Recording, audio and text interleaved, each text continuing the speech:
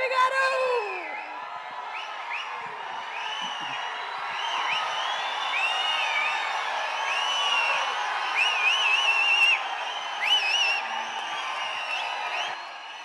Thank you.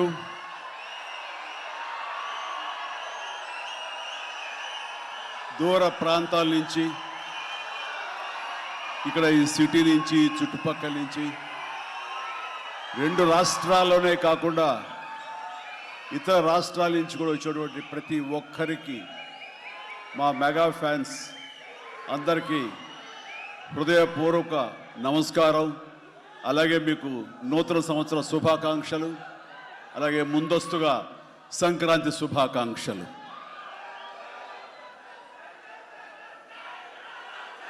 ఇక్కడ నా మిత్రుడు, సోదర సమానుడు, అత్యంత ఆప్తుడు వెంకీ, ఆయనతో చేయటం అన్నది నాకు చాలా ఎక్సైటింగ్ ఉంది. దాని గురించి తర్వాత మాట్లాడతాను. ముందుగా ఏంది వెంకీ సంగతి అంటే అదిరిపోద్ది సంక్రాంతి అని, ఏంది బాసు సంగతి అంటే మనదే కదా సంక్రాంతి అని, ఎరగదిద్దాం సంక్రాంతి అని అంటాం. ఇక్కడ ఈ సందర్భంగా ప్రత్యేకించి మనదే కదా సంక్రాంతి, ఎరగదిద్దాం సంక్రాంతి అనేది కేవలం మన శంకర వరప్రసాద్ గారిదే కాదు. ఈ సంక్రాంతి మొత్తం మన తెలుగు పరిశ్రమది అవ్వాలని మనస్ఫూర్తిగా కోరుకుంటున్నాను. అందరికీ డార్లింగ్, ఇందా మన అనిల్ చెప్పినా, ఎవరు చెప్పినా, ప్రభాస్ రాజా సాబ్ కానీ, అన్నయ్య అంటూ ఆప్యాయంగా పిలిచే నా తమ్ముడు రవితేజ సినిమా కానీ, అలాగే మా ఇంట్లో సరదాగా తిరుగుతూ చిన్నప్పటి నుంచి పెరిగినటువంటి శర్వానంద్, నారి నడుమ మురారి కానీ, నాకు గురువుగా నన్ను భావిస్తూ నా శిష్యుడిగా ఉన్న నవీన్ పోలిశెట్టి, వీళ్ళందరి సినిమాలు కూడాను ఈ సంక్రాంతికి సూపర్ హిట్ అవ్వాలని, తద్వారా వాళ్ళకి విజయం లభించడమే కాదు, తెలుగు సినిమా పరిశ్రమకు, నిర్మాతలకు, బయ్యర్లకి వీళ్ళందరూ కూడా సుభిక్షంగా ఉన్నప్పుడే అదే నిజమైన సంక్రాంతి. ఆ సంక్రాంతి కావాలనే కోరుకుంటున్నాం, జరుగుతుందని ఆశాభావన వ్యక్తం చేస్తారు. అది మీరు ఇచ్చి తీరుతారన్నటువంటి ప్రగాఢ నమ్మకం అయితే నాకు ఉన్నది. ఈ 2026 సంక్రాంతి తెలుగు పరిశ్రమ మర్చిపోకూడదు. అలాంటి సంక్రాంతి మీరు మాకు ఇవ్వాలి. ఎందుకంటే ఇక్కడ ప్రతి cinema comedy genre, family genre తోటి, ఎంటర్టైన్మెంట్ జోనర్ తోటి పర్ఫెక్ట్ సంక్రాంతికి వచ్చే సినిమాలు ఇవన్నీ, సంక్రాంతికి నచ్చే సినిమాలు ఇవన్నీ. కాబట్టి ఈ సంక్రాంతి అన్ని సినిమాలు బాగా ఆడతాయి అనుకుంటున్నాను. ఆడేలా చేసే బాధ్యత మీది. దయచేసి అన్న సినిమాల్ని థియేటర్కి వెళ్ళే చూడండి, థియేటర్లోనే ఆస్వాదించండి, అలాగే మీరు ఆశీర్వదించండి కూడాను. ఆల్ రైట్, ఇక అది ఆ పక్కన పెడితే, చాలా కాలం క్రితం మా దర్శకేంద్రుడు రాఘవేంద్ర గారు ఎప్పుడో మాట్లాడుతుండేవారు, బాబాయ్ నీకు అనిల్ రావుపూడి సినిమాలు ఎన్ని చూసావో తెలియదు కానీ అతని కామెడీ టైమింగ్ కానివ్వండి, అతను హుషారు కానివ్వండి, చూస్తుంటే నాకు మళ్ళీ మీతోటి అతను చేయగలిగితే ఆ ఇద్దరి కాంబినేషన్లో వచ్చేటటువంటి సినిమా అసలు వేరే లెవెల్లో ఉంటుంది. ఐ విష్ మీరు త్వరగా చేయాలని, కలవాలని నేను కోరుకుంటున్నాను. అది ఎప్పుడు వస్తుందో ఏటో తెలియదు. ఎన్నో సంవత్సరాల క్రితం అన్నారు, కానీ సరిగ్గా ఈ సంవత్సరం బిగినింగ్లోనే ఆయన చేతుల మీదుగానే క్లాప్ కొట్టి ఈ సినిమా ప్రారంభించారు. అది ఆయన మనసులో మాట, ఇది పెద్ద సూపర్ హిట్ అవ్వాలి అని చెప్పేసి. ఎందుకంటే ఆయన కామెడీ లైక్ చేస్తారు.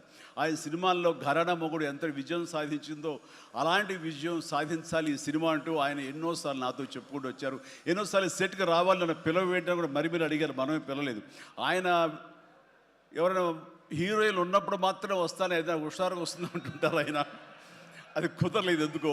బట్ ఏమైనా సరే ఈ సినిమా కథ కుదిరింది అని సంక్రాంతికి వస్తున్నాం తర్వాత అనిల్ రావుపూడి నా దగ్గరకు వచ్చి కథాంశం చెప్పినప్పుడు చాలా బాగుంది, ఫ్యామిలీ టచ్ ఉంది, సెంటిమెంట్ ఉంది, చిన్నపిల్లలతో నాకు అటాచ్మెంట్ ఉంది, చాలా హృదయంగా ఉంది, హార్ట్ టచింగ్ సీన్స్ ఉన్నాయి.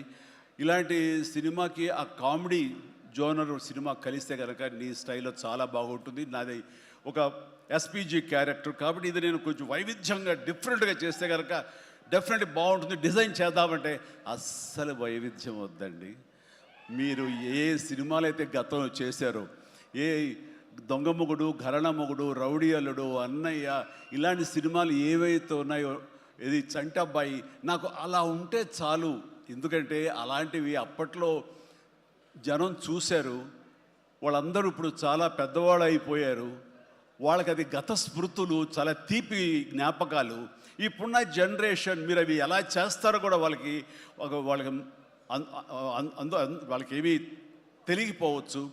కానీ అది ఇది తెలిసిన మధ్యలో పుట్టి మాలాంటి వాళ్ళం అది మళ్ళీ ఈ జనరేషన్ గుర్తు చేసి మీరంటే ఏమిటో తెలియచెప్పాలన్న నా ప్రయత్నానికి మీరు చెయ్యాలి. ఆ విధంగా నేను అన్నందుకు ఐ థింక్ ఓకే.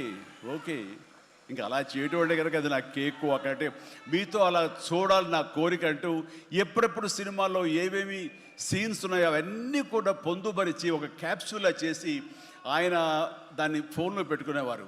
ఏదైనా ఒక సీన్ ఉంటే కనుక ఈ సీన్ని ఈ సినిమాలో ఉన్న ఈ కామెడీ టైమింగ్తో దీన్ని కన్సీవ్ చేశాను, అలా మీరు చేయాలని.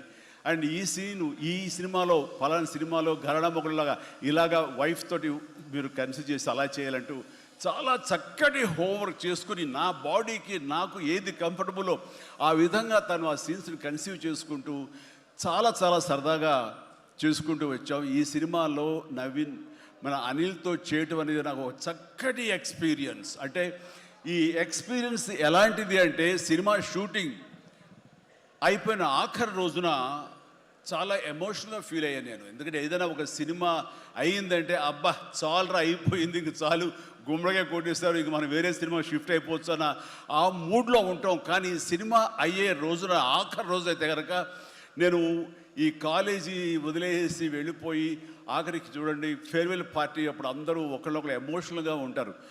వేరే మళ్ళీ ఎప్పుడు కలుస్తారో ఎలా కలుస్తారో తెలియని పరిస్థితి. అలాంటి ఎమోషన్ ఎందుకో లోనయ్యాను. అది నాకు ఎప్పుడు అంతకుముందు అనుభవంలో రాలేదు, ఎప్పుడు లేదు నాకు. అలాంటి ఫీలింగ్ వచ్చింది. అనిల్ ఏంటంటావు అనిల్ అని. ఏమో సార్ నాకు అదే ఫీలింగ్ ఉందండి అని. ప్రతిరోజు ఒక ఎక్స్కర్షన్కి వెళ్ళినట్టు, ప్రతిరోజు ఒక పిక్నిక్ వెళ్ళినట్లుగా సరదాగా జరుగుతూ మార్నింగ్ 9 నుంచి 8 నుంచి ఈవినింగ్ 7:30, 8 వరకు కూడా ఎంత చక్కగా సరదాగా జరిగిందంటే నాకు ఎప్పుడు ఇంత బాగా జరిగిందంటే మరీ పూర్వం ఆ రోజుల్లో వాళ్ళు గుర్తుకొచ్చింది. కానీ ఈ మధ్యకాలంలో ఇంత సరదాగా ఎంత హుషారుగా జరిగిన సినిమాలు అయితే నాకు ఇది చేయలేదు. దానికి ప్రధానమైన కారణం సీన్ కానివ్వండి, అది మేము చేసే విధానం అయితే ఉండొచ్చు, కానీ మా చేత నడిపించిన విధానం, అందరినీ అంత సరదాగా పెట్టినటువంటి అట్మాస్ఫియర్ క్రియేట్ చేసినట్టు ఇది కేవలం అనిల్ రావిపూడికి మాత్రమే చెందుతుంది. అండ్ ఎక్కడ ఏది టైం తెలియనివాడు, ప్రతి ఒక్కరిని on the screen off the screen హుషారుగా ఉంచుతాడు. ఇలాంటి డైరెక్టర్లు దొరికితే కనుక ఎవరైనా సరే ఇలాంటి క్యారెక్టర్స్ చాలా ఈజీగా చేసేయగలరు. అండ్ మరీ ముఖ్యంగా అనిల్ రావిపూడి గురించి నేను చెప్పాలనుకున్నది, ప్రతి ఒక్కరు కూడా తెలుసుకోవాల్సింది ఏంటంటే ఈ సినిమా ఆల్రెడీ సూపర్ హిట్ అయిపోయింది. ఏ రకంగానంటే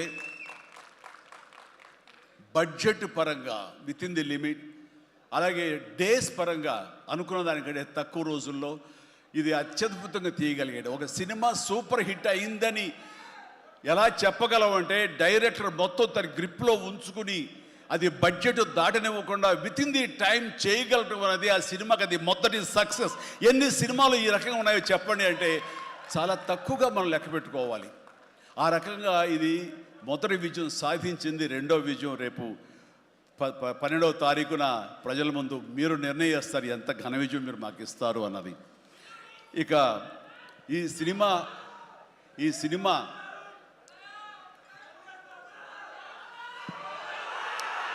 ఓకే, ఇక ఈ సినిమాలో నేను నెక్స్ట్ చెప్పుకోదగిన వ్యక్తి వెంకటేష్, నా బ్రదర్. ఎప్పుడు కలుసుకున్నా సరే చాలా సరదాగా మాట్లాడుకుంటాం. ముఖ్యంగా ఇప్పుడు మీ ముందు తమాషాగా కామెడీగా హుషారుగా మాట్లాడినా సరే అతనితో 1-to-1 కూర్చుంటే చాలా ఫిలసాఫికల్గా ఇన్ డెప్త్, ఇంతటి డెప్త్ వ్యక్తి వెంకటేష్. అందుకైనా ప్రతి ఒక్కరు ఎంత పాజిటివ్ మనిషి, పాజిటివ్ వైబ్స్ ఉంటాయి ఆ మనిషి చుట్టూరు అంటుంటారు. నిజంగా అతనితో టైం తెలియదు మనకి. ఎంతో తన ఏజ్కి మించినటువంటి విషయాలు తెలియజేస్తూ జీవితం యొక్క పరమావధి ఏంటి, జీవితం ఎలా ఉండాలి, ఎంత పీస్ఫుల్గా ఉండాలి చెబుతుంటే కనుక నాకు మోడర్న్ డ్రెస్ వేసుకున్న చిన్న సైజు గురువులాగా అనిపిస్తుంటాడు వెంకటేష్. నిజం. సో అలాగా సినిమా జీవితాన్ని, తన వ్యక్తిగత జీవితాన్ని రెండు బ్యాలెన్స్ చేసుకుంటూ చాలా చక్కగా ముందుకు సాగుతూ ఎంతో ఇన్స్పైర్గా ఉంటుంది వెంకటేష్.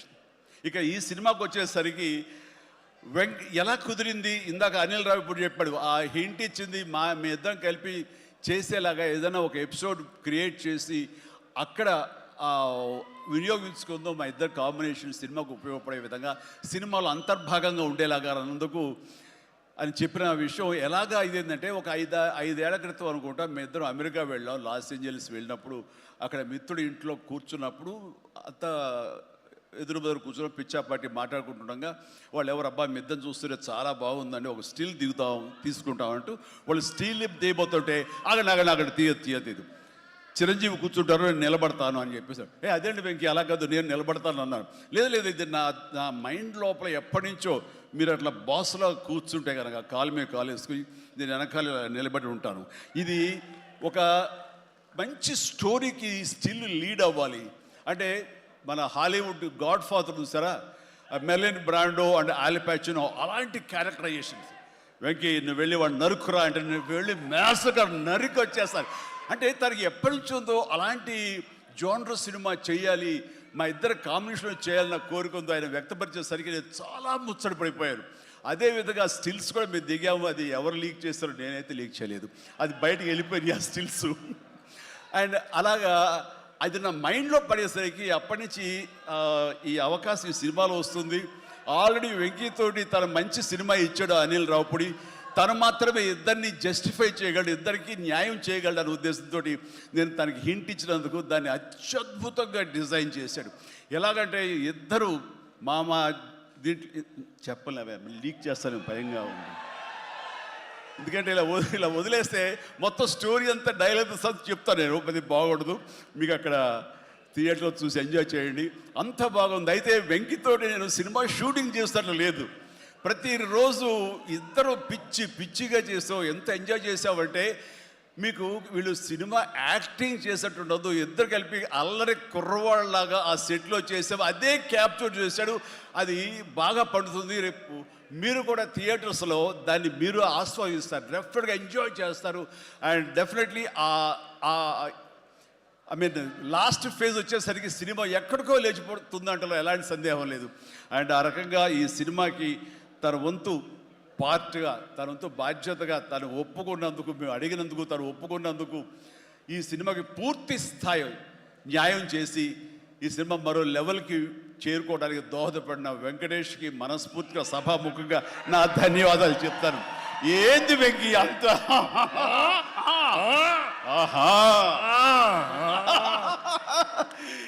ఇదే సరదా. అండ్ నేను చాలా చెప్పను, కానీ ఈ సినిమా చూస్తే కనుక నేను ఎంత చెప్పినా సరే తక్కువే అవుతుంది, మీరు ఎంత ఊహించుకున్నా సరే అది తక్కువే అవుతుంది. సినిమా చూడండి, మేము చేసినటువంటి 18 రోజులు అనుకుంటా చేశారు వెంకీ. ఈ 18 రోజుల్లో ఒక 7-8 రోజులు సీన్స్, ఒక 5 రోజులు 6 రోజులు సాంగ్, ఇంకా 2 days చిన్న ప్యాచ్ వర్క్.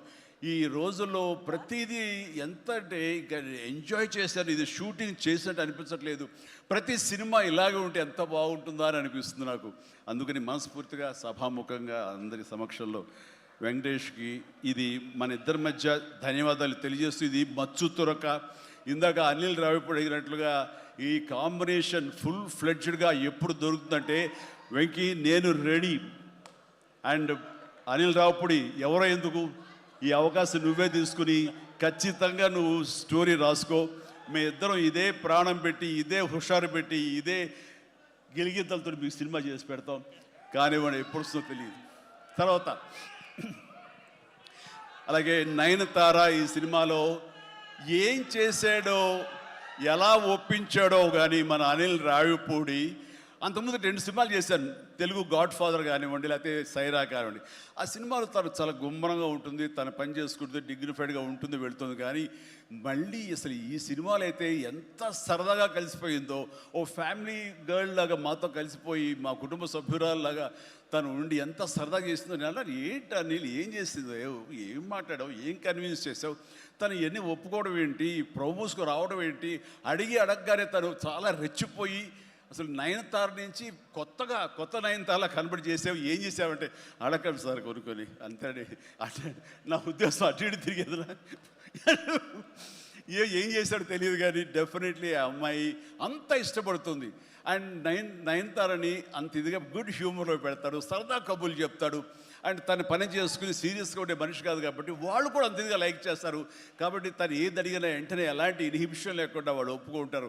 అదే జరిగింది, అంత గుడ్ హ్యూమర్లో పెట్టాడు కాబట్టి ఈ సినిమాకి ఆ అమ్మాయి యాడెడ్ అట్రాక్షన్ అయ్యింది. నయనతార ఇందులో కనిపించిన తీరు కానీ, తను చేసిన విధానం కానీ, ఆ సోఫిస్టికేషన్ యాక్టింగ్ కానీ, భారీగా తను నటించి మెప్పించింది. కానీ వావ్, బాగుంది. అంటే ఆ అమ్మాయే లేకపోయి ఉంటే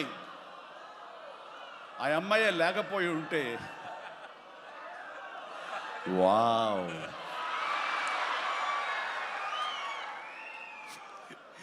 ఇది కూడా క్యాప్చర్ చేస్తాడు. ఈ వావ్ ఎక్కడొస్తో మీకు సినిమా చూస్తే తెలుస్తుంది. లీక్ చేసేసాను. All right. సో ఆ అమ్మాయి నయనతారతోటి అంత బాగా చేయించాడు.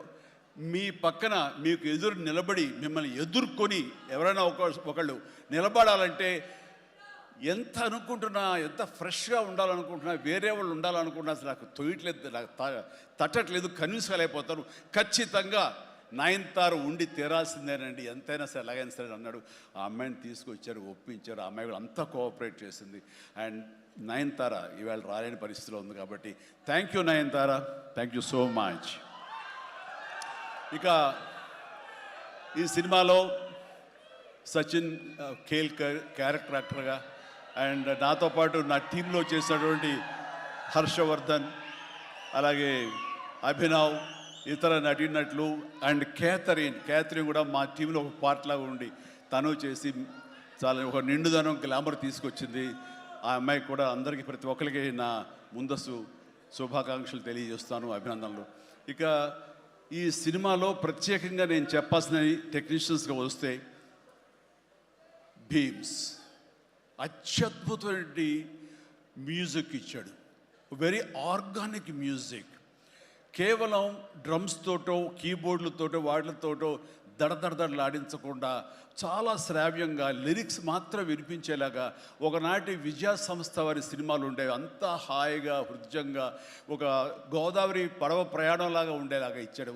అందుకని మీసాల పిల్లలో ఎలాంటి హడావుడి, ఎలాంటి మ్యూజిక్ గోళ ఏమి ఉండదు. కానీ ఆ ఇచ్చినటువంటి ఆ మ్యూజిక్, ఆ పాటకి లిరిక్స్ అర్థమయ్యేలాగా వినిపించి అందరూ చాలా ఆ శ్రావ్యాన్ని అందరూ ఆస్వాదించారు. కాబట్టి అది అంత పెద్ద మిలియన్స్ని, మోర్ దెన్ 100 మిలియన్స్ దాటి హిట్ ఇచ్చింది.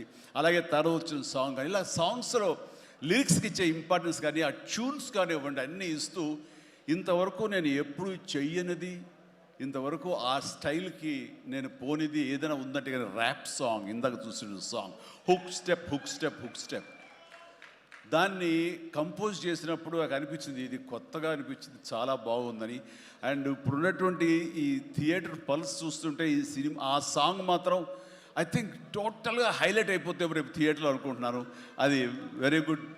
ఎందుకంటే ఆ సాంగ్ విన్న తర్వాత, ఆ సాంగ్ వింటుండగా ఎదురుగా ఉన్న వెంకటేష్ ఆపుకోలేక డ్యాన్స్ చేశారంటే అదే చాలు. ఇక ప్రతి ఒక్కడు అదే స్ఫూర్తితోటి ప్రతి ఈ సినిమాని, ఈ సాంగ్ని ఆస్వాదిస్తారు. అలాగా సాంగ్స్గా అన్నీ అత్యద్భుతంగా ఇచ్చినటువంటి మన భీమ్స్కి ప్రత్యేకించి, ఆ తర్వాత ప్రతి ఒక్కరు చిరంజీవిని ఇంత గ్లామర్గా ఉన్నాడు, చిరంజీవిని ఇంత ట్రిమ్గా ఉన్నాడు, ఇంత ఇదిగా ఉన్నాడు, ఎలా తగ్గాడు. నా వ్యక్తిగతంగా నేను చేసిన ప్రయత్నాలు పక్కన పెడితే తెర మీద అంత బాగా కనపడడానికి ప్రత్యేకించి మా డిఓపి, మా కెమెరామెన్ మన సమీర్ రెడ్డి చాలా చాలా బాగా చేశాడు. అండ్ సమీర్ రెడ్డితో వచ్చిన ఒక్క చిన్న గొడవ ఏంటంటేనండి, ఒక నిమిషం గ్యాప్ ఇవ్వడు. కూర్చుని కాఫీ తాగుతాం కదా అని ఇచ్చేలాగా మళ్ళీ షార్ట్ రెడీ అంటాడు. ఇక అతనితోటి బహుశా అలా గనక అందరూ ఉండగలిగితే సినిమాలు 100 రోజులు దాటకుండానే ఫినిష్ చేయొచ్చు. అంతటి ఫాస్టెస్ట్ కెమెరామెన్ మా శరత్. అతను ఉన్నాడు కాబట్టి ఈ సినిమా 80-85 రోజుల్లో ఫినిష్ అయ్యింది. కాబట్టి ఆ credit goes to Sameer Reddy. ఇంత ఫాస్ట్గా అయినందుకు, విత్ ఇన్ ద బడ్జెట్ అయినందుకు, ఖర్చు కూడా చాలా తక్కువ. ఇలాంటి కెమెరామెన్ను మిగతా అందరూ అలా ఉండగలిగితే కనుక చాలామంది ప్రొడ్యూసర్స్కి ఖర్చు తగ్గుతుంది. అండ్ అట్లాగే ఇక సమీర్, థ్యాంక్ యూ సమీర్.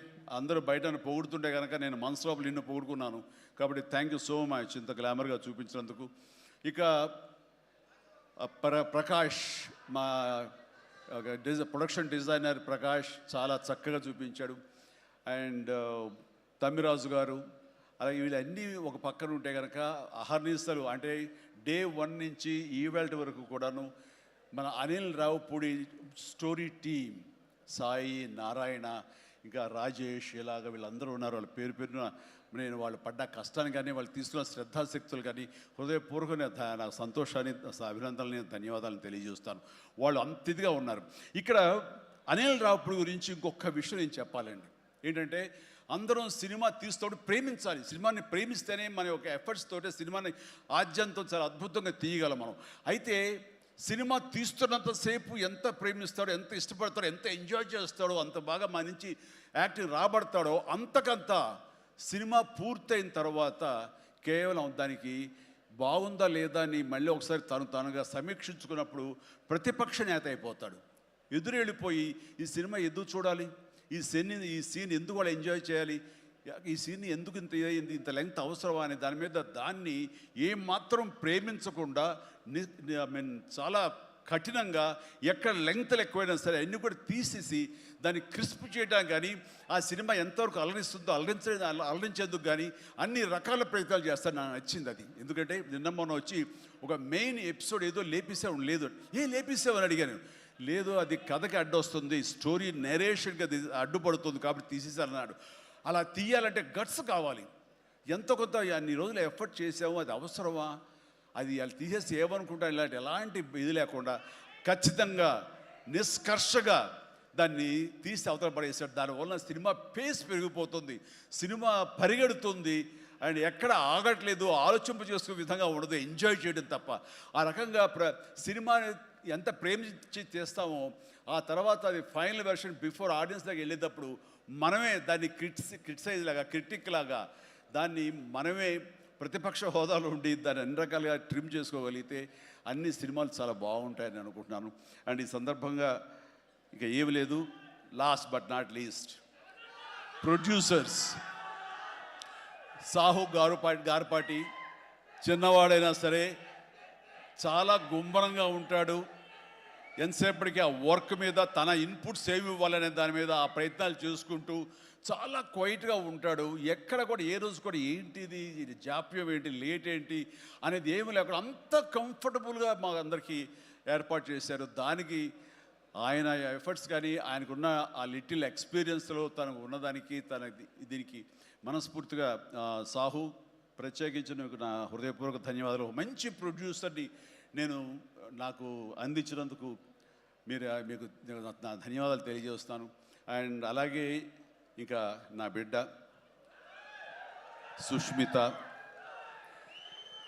తను ఈ సినిమా నేను చెయ్యాలి, ఈ పరిశ్రమ రావాలి అనుకున్నప్పుడు ఈ పరిశ్రమ ఖచ్చితంగా ఆదరిస్తుంది అని అనుకున్నప్పుడు ఒకటి మీరు కష్టపడి పనిచేస్తే కనుక ఇక్కడ రిజల్ట్ బాగుంటుంది, ఇక్కడ ఖచ్చితంగా మీకు ఆదరణ లభిస్తుంది, మీరు సక్సెస్ అవుతారని చెప్పినప్పుడు కష్టం అనేది నేను చిన్నప్పుడు ఇంట్లో చూశాను. అలాంటి నేను కష్టపడడానికి ఏమాత్రం నెరవను, ఏమాత్రం బెదరను, ఖచ్చితంగా చేస్తానంటూ ఈ సినిమా తనతోటి చెయ్యమ్మా, ఇద్దరు కలిపి చాలా మంచి కాంబినేషన్ అవుతుంది అనుకున్నప్పుడు ఆ సాహు గారు పడి తను బెస్ట్ కాంబినేషన్లో ఈ సినిమాని చేసి ఈ సినిమాలో ఒకసారి అయ్యో ఎందుకు ఇంత కష్టపడుతుంది, ఇంత కష్టం అవసరమా నాకు అనిపిస్తుంది తండ్రిగా. కానీ ఒక బిడ్డగా కేవలం ప్రొడ్యూసర్గా నేను మా నాన్నని, మా హీరోని నేను ఇంప్రెస్ చేయాలి, ఆయన ద బెస్ట్ నేను ఇవ్వాలి ఈ సినిమా అంటూ తను కూడా ఈ సినిమాలో ఒక మామూలు టెక్నీషియన్ లాగా, మామూలు ప్రొడ్యూసర్ లాగా తనంత కష్టపడి చేసింది.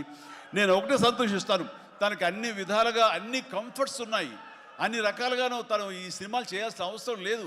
తను తన ఫ్యామిలీని చూసుకుంటుంటే కనుక గడిచిపోతుంది ఈ జీవితం అంతా. కానీ అలా కాదు, నేనేదో సాధించాలి, నువ్వు సాధించి చూపించావు, లైఫ్లో ఎంతోమంది మార్గదర్శకంగా ఉన్నావు, అలాంటి నిన్ను ఆదర్శంగా తీసుకుని మేము ప్రూవ్ చేయాలి అనే దాంట్లో ఉంది. అండ్ అలా చేస్తూ ఈ రోజున ఈ సినిమా డెఫినెట్లీ హిట్ అవుతుంది. ఇలాంటి గర్వకారణమైన సినిమాని తండ్రిగా నాకు గిఫ్ట్ ఇచ్చినట్టుగా తను భావిస్తుంది. ఆ సంతోషం తను పొందుతున్నాను నాకు తెలుసు. అండ్ అలాగే కాకుండా ఈ రోజున ఈ పరిశ్రమలో నాకు చేదోడు వాదోడుగా ఉంటూ, నాకు భుజం కాస్తూ, అన్ని రకాలుగా నాకు అండదండలు అందిస్తూ, నాకు మరో బిడ్డ ఈ అనిపిస్తూ, అండ్ ఇంటికి పెద్దదైనందుకు ఆ పెద్దరికాన్ని తను సొంతం చేసుకుంటూ నాకు అన్ని విధాలుగా చేదోడు వాదోడుగా ఉంది. అది థ్యాంక్ యూ పాప. అందరి ముందు ఇటు పక్కన అమ్మ, ఇటు పక్కన ఉంది. ఇది రామ్ చరణ్తో పాటు నాకు మరొక బిడ్డ. అలాగే మా చిన్న పాప కూడా అక్కడ టీవీ చూస్తుంటేమో. థ్యాంక్ యూ నాన్న, ప్లీజ్ ఇదే రకంగా ఉండండి, ఇదే కష్టాన్ని నమ్ముకోండి. ఖచ్చితంగా భగవంతుడు మీకు ఆశీస్సులు అందజేసి ఇలాంటి విజన్ ఇస్తాడు. అండ్ మేము ఎంత ఇచ్చామన్నది కాదు పాప, మీరు ఎంత సాధించుకున్నారు అనేది నాకు మరింత గర్వంగా అనిపిస్తుంది. నువ్వు ఆ దిశగా వెళ్తావు. All the very best. ఆ తర్వాత ఇక్కడ చాలా దూరం వచ్చారు, మీరు అందరూ కూడా చాలా జాగ్రత్తగా వెళ్ళండి. మీ తల్లిదండ్రులు అందరూ కూడాను మిమ్మల్ని చూసి ఆనందపడాలి. మీ యొక్క సుదీర్ఘమైన జీవితాన్ని చూసి వాళ్ళు ముచ్చట పడాలి. అండ్ ప్రతి వాళ్ళు ఏదైనా సాధించాలనే ఒక దీంతో ఉండాలి. కాబట్టి నాకు తెలుసు నా అభిమానులు ఎప్పుడు కూడా నన్ను ఇన్స్పిరేషన్గా తీసుకుని మీరు అభివృద్ధిలోకి వస్తారని తెలుసు. And thank you. ఇదే అభిమానం, ప్రేమ మీరు నా మీద ఎప్పుడు చూపించాలి. Thank you so much.